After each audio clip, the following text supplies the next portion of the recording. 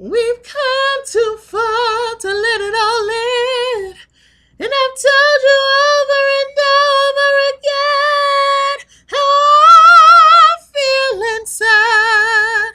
But if you go, oh baby, there's something you should know. Something you should know.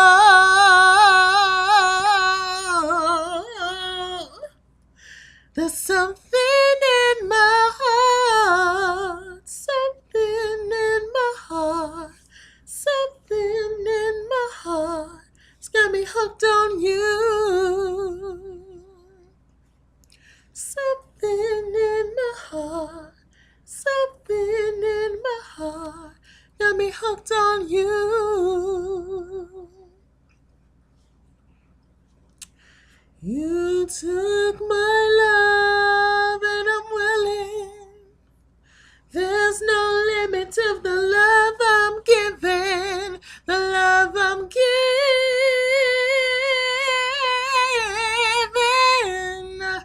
Ooh.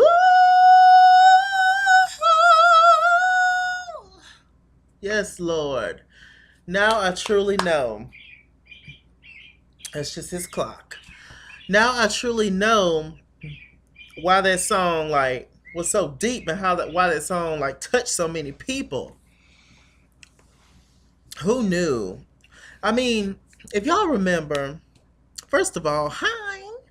But if y'all remember, oh, and if my little stocking cap look kind of lopsided and stuff, it's really not. One is the light that's up there, or right there, and then also I just washed my hair and deep conditioned, so it's in a little twist right now to keep it from tangling, because I detangle it. It's darling, it's natural hair moments. Get into it. Um, So yeah, it's it's a little plastic. It's a shower cap underneath, ratchet, and then it's a stocking cap on top. Cause I'm not finna come on camera with no shower cap on. Lies. Y'all know the people that be going to Walmart in like pajamas and slippers and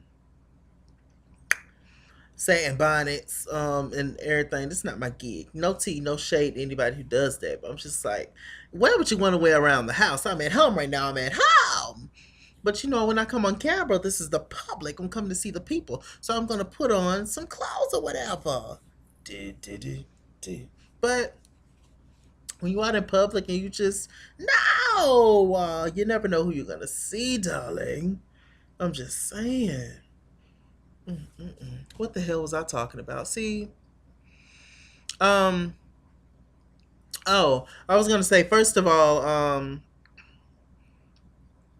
if you guys remember, I used to do R&B Divas LA before it got canceled. The shade. I used to do R&B Divas LA, and Michel'le was on R&B Divas LA between the years of 2013 and 2015. I used to love doing Michel'le's voice and everything, so I might give a little bit of Michel'le voice in this movie, in this review of Surviving Compton, Dr. Dre, Suge Knight, and Michel'le. That's something in my heart song. My God, I had no idea the issues that she was going through. I mean, I kind of knew because she talked about it in R&B Divas LA, but who knew? I'm gonna get her a book. I hear that she's writing her autobiography right now, and she might already have a book. I gotta look it up. And she's also she's touring right now. And she's working on a new album, so good for Michel'le because she's been through hell on earth. I cried during this film. And it was just it was crazy the things that Michel'le went through. Um I'm just gonna try my best to give just a brief overview, but it's never brief with me. Come on. But I'm gonna try my best to just go down the movie. Now, if y'all haven't seen the movie yet, I don't know if y'all should watch this review or not because I'm gonna give all the tea. So maybe you want to watch the film first and then come back and watch this review, or better yet, you could just stay here with me. That's fun, right? That's fun. Okay. Um. Oh, my God. What? Okay. So anyway, this movie starred what's this child's name? She's cute as a button. Ryan Nicole Brown and Curtis Hamilton, and I guess Curtis Hamilton played Dre, I think.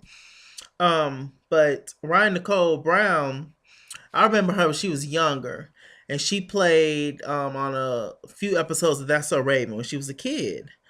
So I'm just like, wow, how time flies. She's now, I believe, like 22 years old, something like that.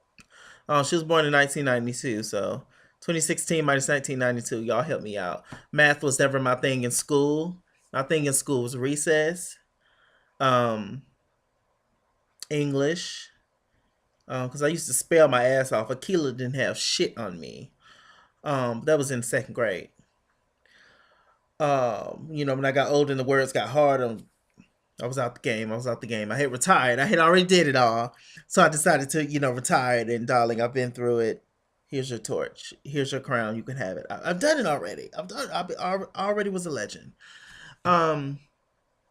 So it was English. It was recess, and it was lunch. Lunch is very very important. Very important. It's a very important. It's a very important part of the day. It just was. Okay. Anyway, little Ryan Nicole Brown, she's all grown up now. She's a woman. She still looks like a little girl though in the face. She got a cute little baby face. And Curtis Hamilton. Now, if y'all remember, like a month ago, 2 months ago, whatever, whenever I started doing the last season of Hollywood Divas that wrapped up, Malika Hulk was on there. Malika Hulk is Khloe Kardashian's best friend. She's a twin, the ATL twins from ATL with T.I. and Lauren London.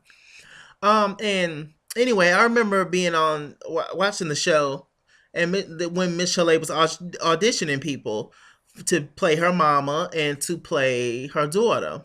I mean, to play her as a child.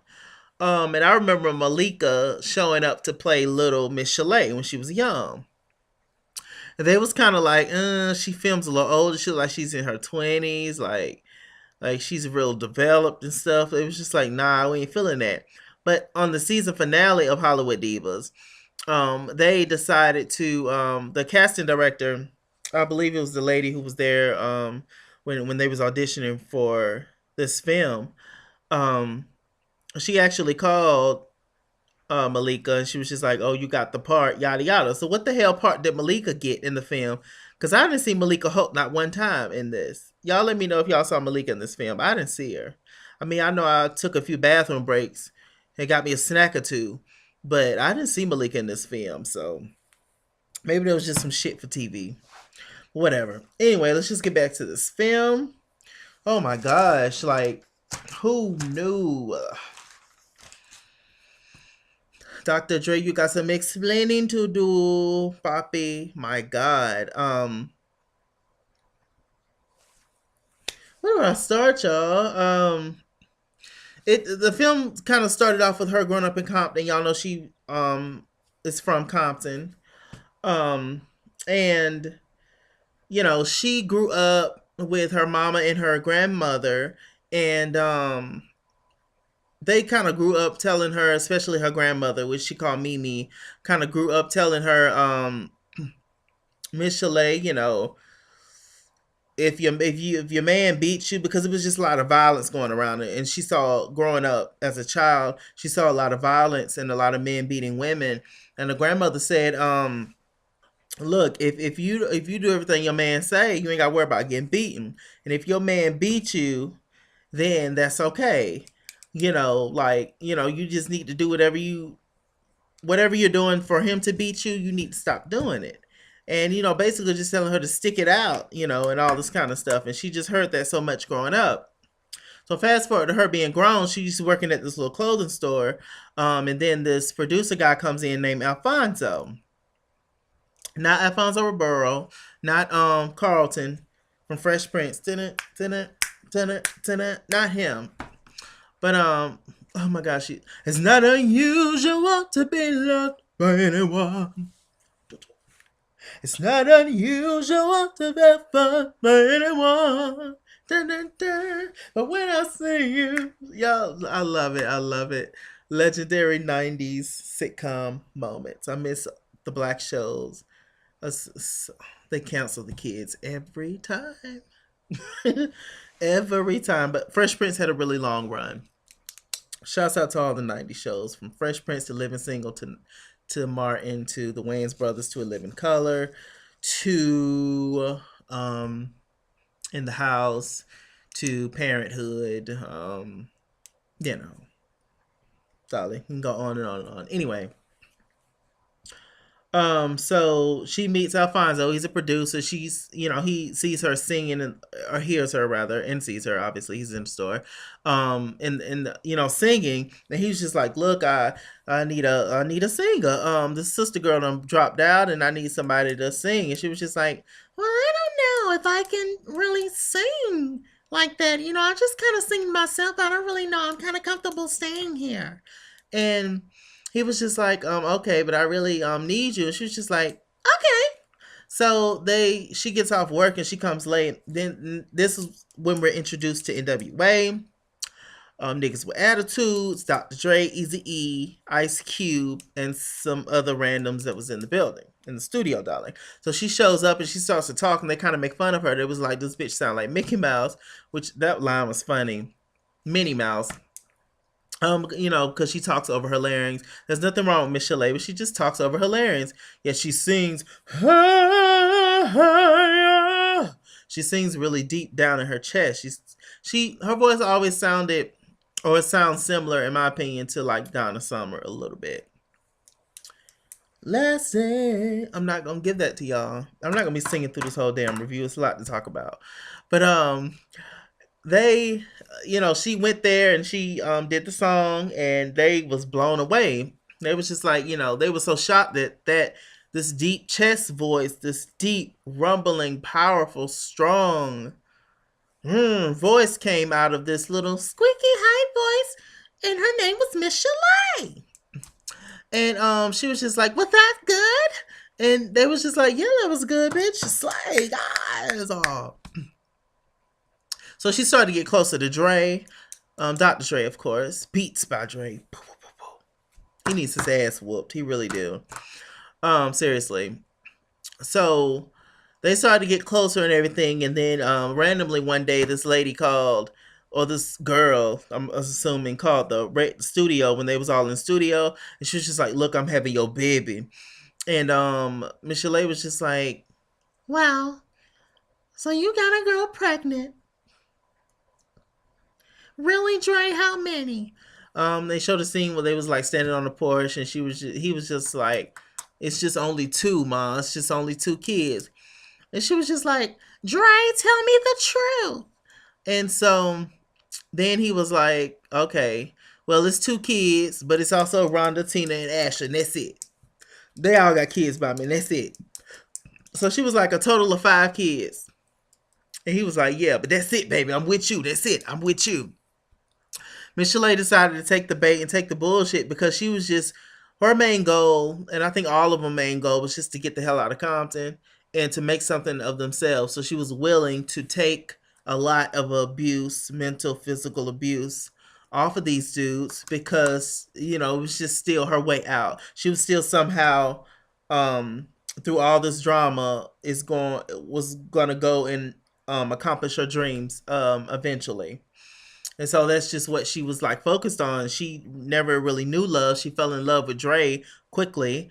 And so she never really knew love and knew what love was about, because, like I said, she grew up with, her mama and her grandma telling her that a man beating a woman is all right. It's just something they do. Just stick it out as long as you can. And so she just never had any idea of what real love is, or what, just, being a decent fucking human, really. Like, oh my gosh. But back in her grandma's day, that's what, the men used to do, was beat the women. So I was just like, damn. I remember my mama told me this one story about one of her boyfriends, her first boyfriend. She was like in her early 20s. Yeah, she was a good lady.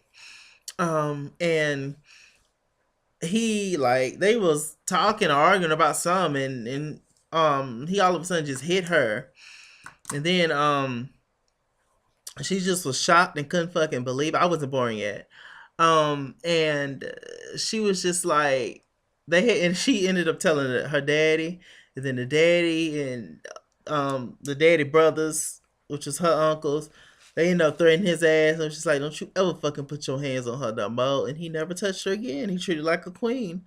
And so, Nick, I don't know. Some be child. You know what I think it is? I think a lot of people be trying that Wild Wings, that Buffalo Wild Wings challenge with them spicy ass wings, the hottest wings on the menu, and it just be fucking people's minds up. I don't know. But thank God, and obviously, if some shit was ever to happen like that while I'm living, while her son is here, then you might catch the kids on the news right next to Donald Trump, because somebody gonna take him out. Just saying. Hopefully not. I don't want to see anybody, casket sharp, but he's kind of, you're pushing it, you're asking for it, sis. All right. So anyway, y'all know I'm all over the place. Bear with me. So they was just like, damn, it's just crazy. So like a little bit after that, let me see. I'm looking at my notes. Um, Oh, her grandmother was like, so they was just like cleaning the house, shooting the shit one day, and the grandma was like, that's you on the radio with the song that she recorded for the first time with Dre Down, and she was like, that's me on the radio, grandma, that's me on the radio, and she was just like, yeah, did you get paid for it? She was like, paid? Grandma was like, you's a stupid cunt for not getting paid for it.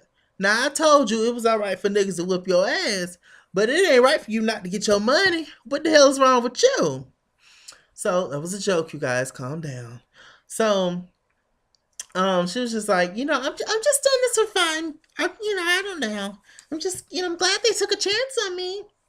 So this whole time, Dre them is signed to is messing around with Alfonso. Then they left Alfonso and got a new manager, this white guy named Jerry, who passed away recently, I believe. And he was like really good to them, and he was for the right thing, but Dre wasn't. And yeah. So of course, they all started to NWA had started to kind of blow up a little bit, and so here come the hoes, just herds and herds and herds of hoes, just like on the Lion King when Scar had sent all the wildebeest down, um, for Simba them, just her he looking up, just crazy, and he see the stampede of hoochies is just coming to get his ass. Now it was terrible. So it's kind of like that. It's just running out the clubs and all that, and Michel'le was just like, yeah, this is NWA was contagious, and their album and everything, and it was just a mess. This was all like in the late '80s when all this was going down in the DM. Well, it wasn't a DM, it was Compton. So Michel'le was just kind of playing the background, playing the background, just shooting the shit, chilling. So all of a sudden one day they asked Michel'le, it was just like, oh, we want you on this record. And Michel'le was very influential in their success in WA. Because it was kind of like they needed a singer. It was like the dudes, and then they needed a singer. And Dre kind of produced, well, he did produce Michel'le's first album, which came out in 1989. So it was just a lot. She had a lot to do with them, and they had a lot to do with her. But Michel'le had wrote, I believe she wrote all her songs, so she was mad talented. So she went home and wrote a song, and the song that she wrote was "No More Lies."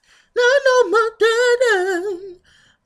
and it was basically just kind of like, I'm sick of your lies. I'm sick of all the bullshit. Because Dre, at this point, he started to feel himself as the leader of the group. His drinking had started getting out of control, and he was just a dick.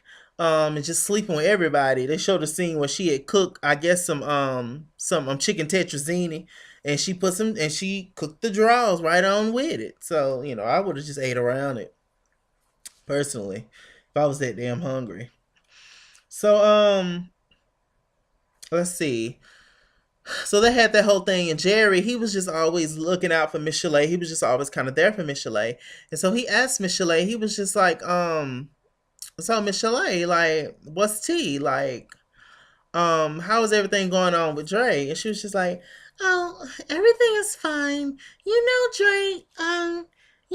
Dre drinks a lot sometimes, but everything is fine. He's very promiscuous, and there's just a lot of hoochies and stuff. But I'm fine. I'm Michel'le.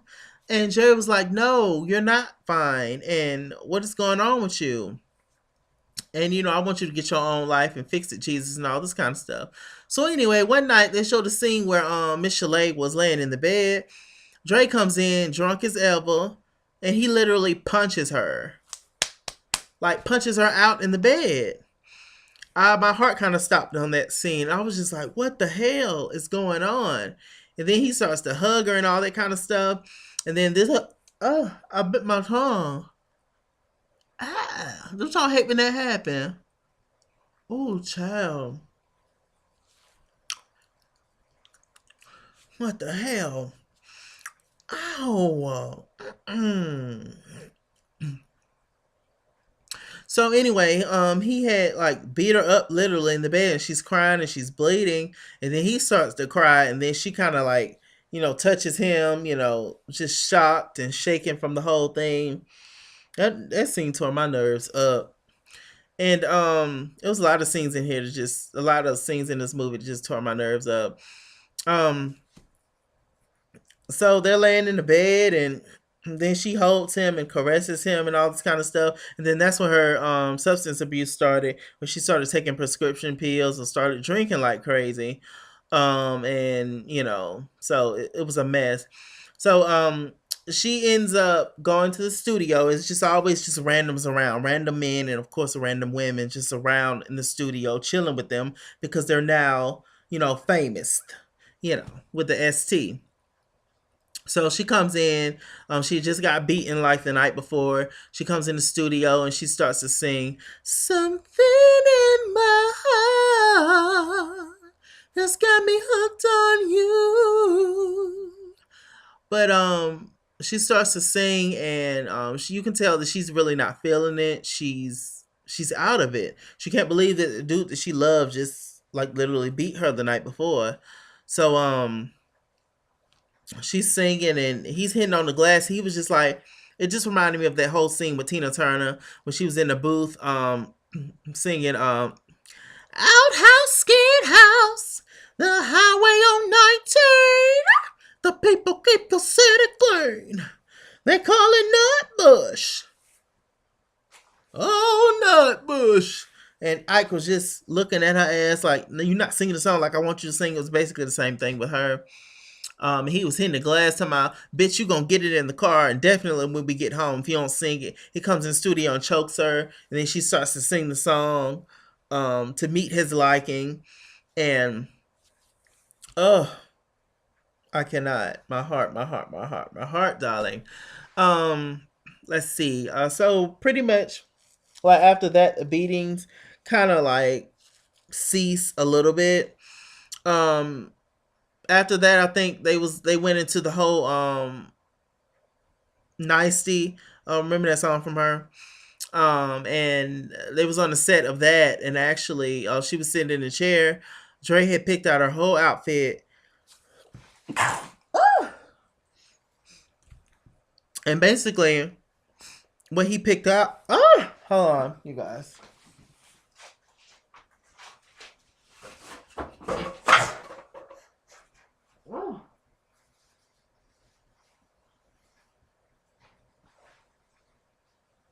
Enjoy the music.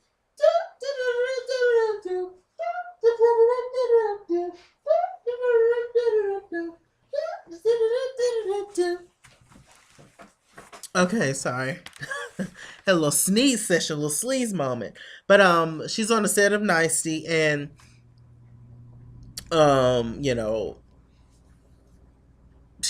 Dre dressed her in this whole turtleneck thing, and she got to dance, bust out in full 8 count with all the shit on. Easy E kind of pulls her off to the side. Excuse me, once again. Easy E kind of pulls her off to the side, and he was just like, "Yo, what's going on with you? What's wrong?" She was just like, "Dre got me in this outfit. He wants me to be somebody's dancing grandma." Dre heard. He pulls her off to the back, like slaps her. Everybody's around. What I didn't get through this whole fucking time is how nobody said anything. Easy E was there for her, and he did try to do something, but why didn't nobody beat Dre's ass? Like, but I get it. It's because Dre was the mastermind. Dre was the leader. Jay was the Beyonce. Jay was the head. Dre was the head. So ain't nobody gonna come for Dre like that. But because they don't want to mess up their coins. And they don't want to, lose all the things that come with hanging around them. The perks. But it's just amazing. And other women around, I know you didn't know her, but damn, like, you still hanging around these dudes and trying to fuck them, and you see how they treat this other woman. It was just, I couldn't stand for that. I can't. Like, I understand minding your business, but damn, like, where right and wrong stand for something, please. So anyway, Easy E was kind of more so a friend to her. And Easy E actually liked her a lot. He was just like, "Why are you doing this? Why are you beating her? She's a sweet girl." And she used to just, knock it all off and used to just be like, "No, we're good and I'm good and this and that." So she went on ahead and did the whole, set thing. And then that's when Michel'le's career kind of started to pop off. She went on tour with MC Hammer. And she was having a good time, and Dre was doing his thing. So she comes home one night, and Dre was like literally in her hotel room, and he was just like, "Who you fucking? Where you been?" and all this kind of stuff. And she was just like, "I was out with friends, And she had went out to eat. She had to get her something to eat. She's a woman. She has to eat. And that night they ended up making the baby, which is called Marcel, yeah, Marcel, and which is the baby that she got. Well, the son, he's 25 now, actually. That she got by Dre. So he ended up moving her and the baby into this big ass mansion, to showboat. When they get money, they show out, and just to showboat and show off. And she was just like, "I didn't want that house," and it felt empty. It was just something for him, which it was. Of course, it was, dear.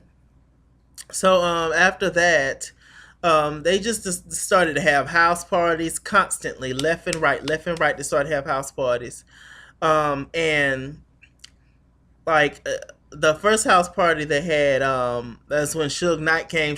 Easy E was trying to get into was finna get into Suge Knight's when we first got introduced to Suge Knight, really. And he gave Michel'le this necklace because it was her birthday or something. And then she instantly had her girlfriend to take it off because she was upset. So they had like a second house party. This time Dre wasn't in attendance, and it was just all Michel'le. And Michel'le was lit. She was drunk as hell. This is what they did. They just partied in the '90s. That's why a lot of them went bankrupt. A lot of artists in the '90s went bankrupt because they just blew their money. Um, as everybody was broke, the majority of everybody was broke, and didn't nobody really come from no money. So when they got it, it was like, "Ooh, wait, child." So I mean, hell. So anyway, she was having a party, and it was niggas rubbing barbecue sauce on the blankets, on their good linens, and all that kind of stuff. It was a mess. This random girl came up to her one time at a party, at their house party, and was just like, "Oh, I want to." Dre asked for a threesome with you, and she was just like, Michel'le was like, "Bitch, you crazy," and the girl was just like, "Well, he's only got you around because you cleaned up," and she was a Swiffer wet jet. She was a good cleaner. I was just like, "Damn, this is a mess." Um, Also, like during that same party, or at another party that they had, it was this guy that came in. I don't know who the hell let him in. He looked like he was an Asian child. He came in there shooting, capping back, and she had her son at the party. She used to bring her sons to the party. Well, her son, she don't have sons. She has one son and one daughter. I should, but she used to bring her son to the party. He was like two. And when the guy was shooting, they showed a scene. He was up under the table. The guy ended up grabbing Michel'le, but thank God that the guy who was shooting, um, he was the homeboy of a guy that was there to Michel'le and that was there with Michel'le and talking to her at the party. He was just like asking her questions like why she ain't put out no music in a long time and this and that. It was crazy, but thankfully the guy didn't shoot her or shoot the baby or nobody. They just ended up leaving. They did like shoot in the air or shoot at the wall or something. So after that, she pretty much took the baby that she got by Dre. She took it and gave it to her Mimi, which is her grandmother. Then after that, she went to the studio to meet up with Dre. You know, Dre was in there drinking in the studio doing his thing. He was in the studio with Suge Knight because at this time him and Suge Knight was working together. They was both Dre had went to Suge Knight's record label, which was Death Row Records, I believe. So you know they was working together and doing their thing, but they was kind of frenemies. Michel'le comes in sloppy drunk, a mess. And Dre got, just walked away from her. She was just like, "Don't walk away from me, Dre." Suge then offered her. He was like, "Look, I'll pay for everything, but your ass need to go to rehab. I'll pay for it, and I got you. But you need to go to rehab, and I'll take care of your son and make sure he won't for nothing and all this stuff." So she ends up going to rehab and end up getting clean from the drugs that she was on. Um, and then she came out. And Dre tried to contact her. Well, no, he actually came over to the house trying to push up on her and be up on her, and she didn't want anything to do with Dre. Thank God. Um, and they showed a scene where she had went back to her grandmother's house. Her grandmother had been raising her child for the remainder of the time that she was in the rehab facility. And he had grew up a little bit since then. And the grandmother apologized, almost cried during this scene because the grandmother, who had always told her to stick by your man no matter what, even if he beats you, stick it out, take it as long as you can take it. She apologized to Michel'le and said, "I told you wrong, and that was my life that I was going through when I had gotten beaten. And I don't want that to be your life, and I apologize. And don't you ever let Dre or no man hit you again." I almost cried. Okay. So I was just like, wow, that was really like a powerful scene. The actors in this movie was actually pretty good. Um, so Suge Knight, so Michel'le stayed in a totally different place. She stayed in a nice area. Suge Knight's place basically that he had put her.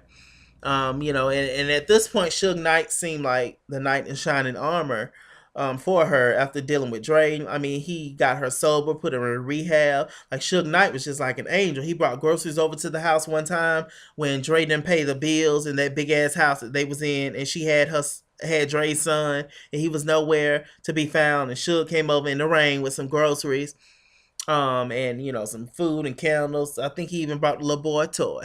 So Suge Knight seemed like Suge Knight was the shit. You feel me? He treated Michel'le really nice, and so this is what she went off of. And getting out of a situation like Beats by Dre, of course, you're gonna go for somebody like Suge Knight. So I understood that. But Suge Knight was just a snake in the grass as well. Um. So anyway, she ended up getting with Suge, and Suge had told her laying in the bed one night, was like, "Look, I got a wife, but it don't matter. I'll make you my girl, and I'm gonna take care of you." Suge Knight was, heavily in the streets, in jail, in the gangs, as we all know, as he still is. And he had ended up going to jail. So in the midst of, ooh, excuse me. Okay, so he ended up going to jail. And she ended up having like visitation rights or whatever with her son on the weekends, or at least that's when she would see her son.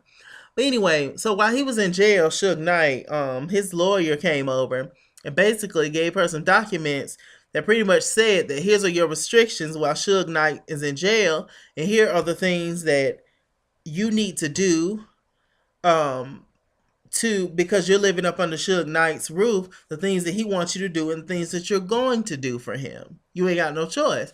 And she was just like, "What the hell?" he was Suge Knight was giving her $30,000 a month. But see, she was like in prison. He didn't want her to do nothing. She couldn't even go and see her own grandmother. She stayed at the house, at Suge Knight's house, and she became, um she took over his company, his record company, while he was in jail, all kinds of shit. And I was just like, wow. So Suge Knight was very powerful in jail and obviously out of jail. So Suge Knight ended up getting out of jail. And They had like, I guess they was talking before he went in jail about working on her album, and she was sober. She was ready to get back in the studio and do her thing. So she kind of threw a party for him, and they showed a scene where they was arguing about something, or well, it started off kind of light and playful, but then it got serious. He literally slapped Michel'le like into 2016. Like big ass shit night slapped Michel'le. And then, they was in a nice neighborhood, so all the white folks was outside. It was nervous, just like, what is going on with these black people here? We're ready to put you out the neighborhood. Called Neighborhood Watch. So while she's being rolled into the ambulance, Suge Knight whispers to her, was like, "Oh, tell him you got hit by a football, bitch." And I'm just sitting here thinking, a football? Talking about, yeah, I'll tell her you got hit by a football, that I didn't hit you, and you better not. So of course she behaved, and she listened to Suge Knight, as she always did with her men. Um and so it was just really sad. Suge Knight ended up being in and out of jail. And she found out she was pregnant, and she actually had the baby while Suge Knight was in jail. This little girl named Bailey, who's now 14. Um, so she ended up pretty much raising the little girl more so than the little boy. The little boy was still, with her grandmother and her mama, because she was a mess at the time, which was the smartest decision she could have made. So they ended up finding out while so her and Suge really wasn't hitting on anything for a minute. And she haven't seen Dr. Dre in a long time after that. And she also found out, oh, I forgot to say this. At that meeting, when she had with her grandmother as she got out of rehab, when she was, you know, looking at her little boy play and all that, and her friend was there. While she was in rehab, Dr. Dre had gotten engaged to this girl. And so, she was just like, whatever, I don't even care. I'm just like, wow, he ain't waste no time. Once she was gone, he was already engaged. Oh, and so it was just like, wow. And then, of course, when he came over to her house, he was already married. So it was a mess. So ain't no telling how many kids Dre got at this point. Or Suge, really. So, we found out later on that when she signed the whole documentation when Suge was in jail the first time about the restrictions and $30,000 he's gonna give her and him running her label and all that, they found out that he had put everything. He turned over everything and put it all in her name, and also that he asked her while he was in prison, he asked her to marry him. And she was like, no. But she was like, but of course she went on ahead and did it. And y'all remember me telling y'all that when he was laying in the bed, when they first messed around, that he said that I got a wife and this and that. So we found out, child, he done married Michel'le, and he wasn't even legally divorced from his first wife. So the marriage was false. And he, fucked over the money. He had everything in her name. So if anything went down, it would be her fault. And so she went to talk to Suge Knight, and she was just like, you know what? I am done with you. You ain't shit. You are a coward. And how dare you do this to me? This was like in the early 2000s, like 2001, 2001. I think the baby was born in like, Bailey was born in like 2000, 2001. So it was just crazy. Like Michel'le had enough at this point. They was at a party, and Suge Knight was just like, "You ain't gonna threaten me." They had got into an argument, um, and he pulled out a gun on her, and she was just like, "I ain't scared of this shit. I ain't scared of you, and I'm done with this."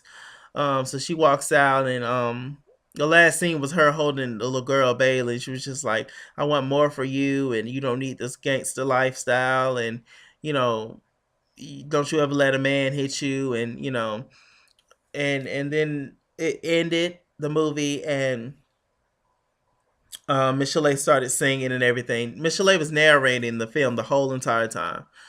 So it was quite interesting, and to see what a lot of these women behind the scenes have to go through in this industry is something else. It really is how these men don't own up to a damn thing. These powerful men that all these people look up to, and they're going around and helping kids and giving to the church and helping their community, some of them, and all this kind of stuff. And I'm just like, wow. And preaching this, and you should be this way, you should be that way, and all the shit that you've done.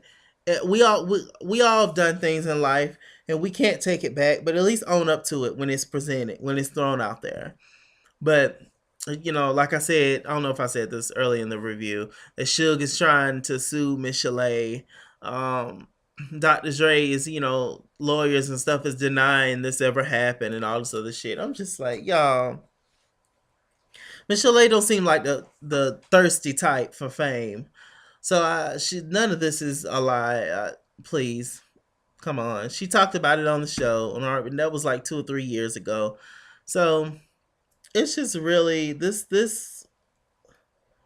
it's just really sad, and this film was great, and thank God that Michel'le is still here. Women who've been through it, like in the 80s and 90s, thank God they're still here. The ones that are still here, the ones that aren't, rest in peace. This was really a good Lifetime movie, you guys. This film was, out of all the divas so far that they've done Lifetime movies for, starting with Aaliyah. That movie was a mess. Whitney, the movie with Whitney, it was cool, but it wasn't all that. It could have been a lot better. It could have been longer. They left out a lot of details. That movie was just all about Bobby Brown. Next, we move on to Toni Braxton biopic. I love Toni, and this movie was definitely better. Toni's biopic was definitely better than Whitney's and Aaliyah's. Um, but it was just missing something for me. But this Michel'le biopic, this Michel'le movie tops those three for sure.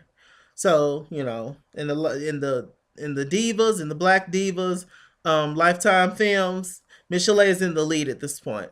I'll say Michel'le, then Toni, then Whitney, then Aaliyah, from the best to the to just terrible. So I think they should keep these biopics up. Every time they have a biopic of a diva that I know and care about and love, then I will absolutely do a review. This is probably like one of my longest reviews ever. Thank God if y'all watch this review. I'm all over the place, as y'all know. But this movie was just really good, and I just want to talk about every single detail because I was just shocked. I was just like, and the acting was good. I was just like, this is what it is about. You can make TV movies that are just as good as movies in the theaters. So I was just like, wow, this is really a very good job, Michel'le. God bless Michel'le, and good for her. Now with that said, I'm gonna get the hell up out of here because I got shit to do. Now my mouth is dry. There we go. I'm Mr. Chalaki. I'm Mr. Chilako Google Plus. Follow me at ITSKINGWORLD on Twitter and Instagram, at ITSKINGWORLD89 on Snapchat, Chase King was here on Facebook.